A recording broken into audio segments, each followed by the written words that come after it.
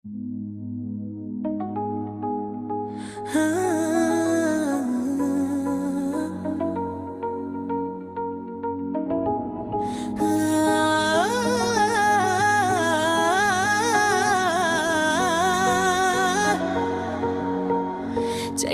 dağların başında durar, güneşten quruyar, çətirlər qurar.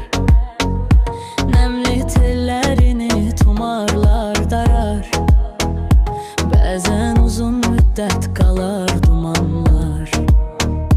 Derin derelere sığınıp yatar, belece dincini alar dumanlar.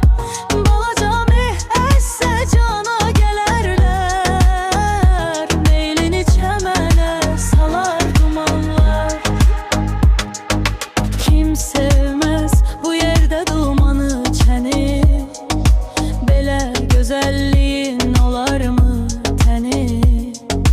Ucar bu dağları öper çemeni, asta sığal çeker yalar dumanlar. Derin derelere sığınıp yatar, belece dincini alar dumanlar.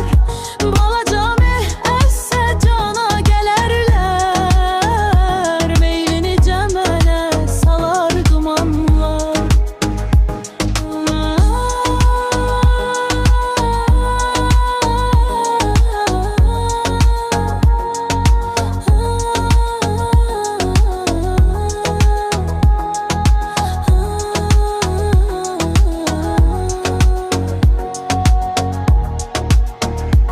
Əbəs deyil